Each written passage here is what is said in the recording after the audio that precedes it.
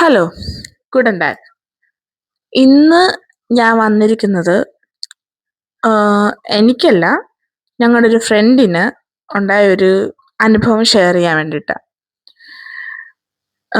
Front ഇവിടെ ജർമ്മനിയിൽ വന്നിട്ട് മാസ്റ്റേഴ്സ് ചെയ്യാൻ വേണ്ടി വന്നതാ.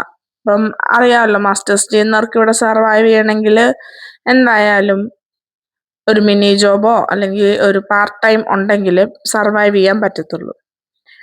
അപ്പോ പുള്ളിക്കാരത്തി ഇവിടെ വന്നു. ബ്ലോക്ക്ഡ് എമൗണ്ട് കയ്യിലുണ്ട്. പക്ഷെ അതൊക്കെ നമ്മൾ വരുന്നത് നാട്ടിൽ നിന്ന് കടം എടുത്തൊക്കെ ആയിരിക്കുമല്ലോ വരുന്നേ. അതൊക്കെ തീരാറായി. അപ്പൊ പുള്ളിക്കാരത്തി പാർട്ട് ടൈം അന്വേഷിച്ച് ഇറങ്ങി തുടങ്ങി. കുറെ സ്ഥലത്ത് ചോദിച്ചിട്ടും ലാംഗ്വേജ് B1 ഉണ്ട് പുള്ളിക്കാരത്തിക്ക്. പക്ഷെ അത്ര സംസാരിക്കാറൊന്നും ആയിട്ടില്ല.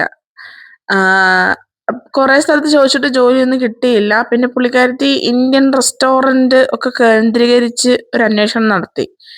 ഇന്ത്യൻ റെസ്റ്റോറൻറ്റ്സ് ആകുമ്പോൾ ഇന്ത്യൻസ് ആകുമ്പോൾ നമ്മളെ ഹെൽപ്പ് ചെയ്യുമല്ലോ എന്നുള്ള രീതിയിലാണ് പുള്ളിക്കാരത്തി ഇന്ത്യൻ റെസ്റ്റോറൻറ്റുകളിലൊക്കെ ഗഷിഷ് പ്യൂലർ മീൻസ് പാത്രം കഴുകുന്ന ജോലിക്കൊക്കെ ട്രൈ ചെയ്ത് തുടങ്ങി.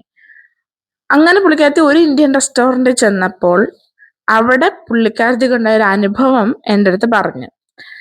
അതായത് അവരാദ്യമൊക്കെ മര്യാദയ്ക്ക് സംസാരിച്ചു. കുറച്ച് കഴിഞ്ഞപ്പോൾ അവരുടെ ഡിമാൻഡ് വെച്ചു.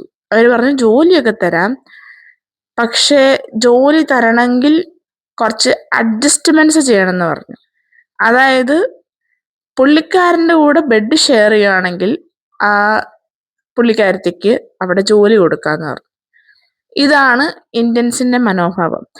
മലയാളികളും ശരി തന്നെ, നോർത്ത് ഇന്ത്യക്കാർ ശരി തന്നെ. ഇവിടെ നമ്മൾക്ക് വേറൊരിടത്തും ജോലി കിട്ടില്ല എന്ന് ഉറപ്പായി കഴിഞ്ഞാൽ ഇവർ നമ്മളെ മാക്സിമം എക്സ്പ്ലോയിറ്റ് ചെയ്യാൻ തുടങ്ങും, ചൂഷണം ചെയ്യാൻ തുടങ്ങും. ഇവിടെ എനിക്കും അങ്ങനെ അനുഭവം ഉണ്ടായിട്ടുണ്ട്. എന്ന് പറഞ്ഞാൽ അങ്ങനെയല്ല, ഇപ്പം നമ്മളോട് സംസാരിച്ചു തുടങ്ങി നമ്മൾ എന്തൊരു ഹെൽപ്പ് ചോദിച്ചു കഴിഞ്ഞാൽ ഉടനെ വേറൊരു രീതിയിലേക്ക് അവർ ആ കോൺവെർസേഷൻ കൊണ്ടുപോകും. ഇങ്ങനെ എനിക്കൊരു ഹെൽപ്പ് ചെയ്തു തന്നാൽ ഞാൻ ഈ ഹെൽപ്പ് നിങ്ങൾക്ക് ചെയ്തു തരാം എന്നുള്ളൊരു ഇതിലേക്ക്, അതായത് ഈ ഒരു ഹെൽപ്പ് ചോദിച്ചാൽ അതിന് പകരമായിട്ട് സെക്സ് ആണ് ഇവിടുത്തെ ആൾക്കാർ ഇന്ത്യൻസിനോട് തന്നെ ചോദിക്കുന്നത്. കൂടുതലും മലയാളികളും ഉണ്ട്, നോർത്ത് ഇന്ത്യക്കാരും ഉണ്ട്. നമുക്ക് ആരെയും ഉള്ളു തുറന്നു നോക്കാനൊന്നും പറ്റത്തില്ല. അപ്പോ നമ്മൾ ഇവിടെ വന്നിട്ട് നമ്മൾ വിദേശത്ത് പോയിട്ട് ഓക്കെ നമ്മുടെ നാട്ടുകാർ അവിടെ ഉണ്ടല്ലോ എന്നുള്ളൊരു വിശ്വാസത്തിലാ ഓക്കെ അവിടെ ഇന്ത്യൻസ് ഉണ്ട്, അവിടെ മലയാളികൾ ഉണ്ടല്ലോ എന്നുള്ള വിശ്വാസത്തിലാണ് നമ്മളും ഇങ്ങോട്ട് വന്നതും. നമ്മളെ ഹെൽപ്പ് ചെയ്യും എന്നുള്ളൊരു തോന്നലാണ് നമ്മൾ ഇങ്ങോട്ട് വരുന്നതും ആണെങ്കിലും ശരി, നമ്മുടെ പേരൻസ് ഇങ്ങോട്ട് അയക്കുന്നതാണെങ്കിലും ശരി. പക്ഷെ ആരെയും ഒരിടത്ത് ചെന്നാലും ആരെയും വിശ്വസിക്കാൻ പറ്റത്തില്ല. നമ്മുടെ ഇന്ത്യൻസിന്റെ വില നമ്മൾ തന്നെയാണ് കളയുന്നത്. ഇപ്പം ഇത് ഒരാൾക്കുണ്ടായ അനുഭവം, ഇതുപോലെ എത്ര പേർക്ക് എത്ര അനുഭവങ്ങൾ ഉണ്ടായിട്ടുണ്ടായിരിക്കും. ഇപ്പം ബോയ്സ് ആണെങ്കിലും ശരി, ഗേൾസ് ആണെങ്കിലും ശരി, എക്സ്പ്ലോയിറ്റ് ചെയ്യാൻ നേരം മാക്സിമം അവർ എക്സ്പ്ലോയിറ്റ് ചെയ്യും. ഇപ്പം വേറൊരു എക്സാമ്പിൾ ഞാൻ പറയാം. ഇപ്പൊ ജോലി ഇല്ലാതെ നിൽക്കുന്നവരാന്ന് വിചാരിക്കുക. നമ്മളൊരു തൽക്കാലത്തേക്കൊരു ജോലി എന്ന് അവരുടെ അടുത്ത് ചോദിച്ചാലും 12 മണിക്കൂറിന്റെ പണി എടുപ്പിച്ചിട്ട് 8 മണിക്കൂറിന്റെ പൈസ തരുന്ന പരിപാടി ഇവിടെ ഉണ്ട്. അത് കൂടുതലും മലയാളികൾ അല്ലെങ്കിൽ ഇന്ത്യൻസ് കോൺസെൻട്രേറ്റ് ചെയ്യുന്ന സ്ഥലങ്ങളിലായിരിക്കും അങ്ങനെ കൂടുതലും എക്സ്പ്ലോയിറ്റേഷൻ വരുന്നത്. ലൈക്ക് ഇപ്പോൾ ഒരു എക്സാമ്പിൾ പറയുകയാണെങ്കിൽ ബെർലിനിൽ ഭയങ്കര എക്സ്പ്ലോയിറ്റേഷൻ ആണ്. അവിടെ എക്സ്പെൻസ് കൂടുതലാണ്. അതുകൊണ്ട് തന്നെ നമ്മളെ ഇപ്പം നമുക്ക് തൽക്കാലത്തേക്ക് ഒരു ജോലി എന്ന് ഉള്ള രീതിയിൽ നമ്മൾ ഒരിടത്ത് കയറി കഴിഞ്ഞു കഴിഞ്ഞാൽ അവർ നമ്മളെ കൊണ്ട് മാക്സിമം നമ്മളെ കൊണ്ട് പണിയെടുപ്പിച്ചിട്ട് ഏറ്റവും കുറച്ച് എങ്ങനെ പൈസ തരാമോ അങ്ങനെ പൈസ തരും. അങ്ങനെ ഒരു പ്രശ്നങ്ങളുണ്ട്. പിന്നെ ഇവിടെ മാസ്റ്റേഴ്സ് പഠിക്കാൻ വന്നാലും ശരി, ഹൗസ് ബിൽഡിംഗ് എടുക്കാൻ വന്നാലും ശരി, ഡിഗ്രി എടുക്കാൻ വന്നാലും ശരി, എന്ത് പർപ്പസിനായിക്കോട്ടെ, ഇപ്പൊ ജോബ് സീക്കറോ ചാൻസിക്കാർട്ടോ എന്തോ ആയിക്കോട്ടെ, ഏജൻസിക്കാർ നമ്മളോട് പറയും ലാംഗ്വേജ് വേണ്ട, ഇംഗ്ലീഷ് മതി, ഇവിടെ ഇംഗ്ലീഷിലാണ് പഠിപ്പിക്കുന്നത്. ശരിയാണ്, മാസ്റ്റേഴ്സും ഡിഗ്രിയും ഒക്കെ ഇവിടെ ഇംഗ്ലീഷിലാണ് പഠിപ്പിക്കുന്നത്.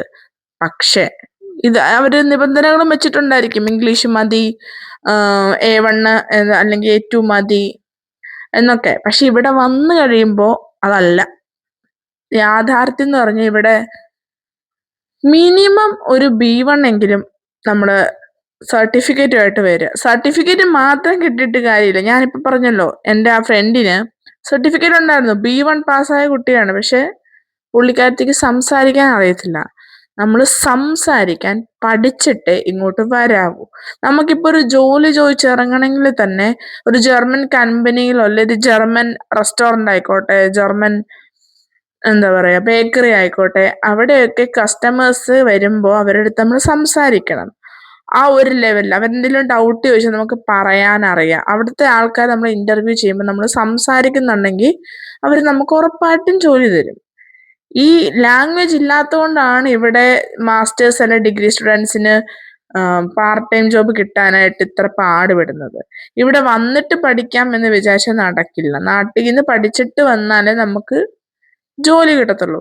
പിന്നെ ഇവിടുന്ന് പഠിക്കുമ്പോൾ കുറച്ചുകൂടെ നമുക്ക് നന്നായിട്ട് പഠിക്കാൻ പറ്റും. അതിനെന്താ ചെയ്യണ്ട?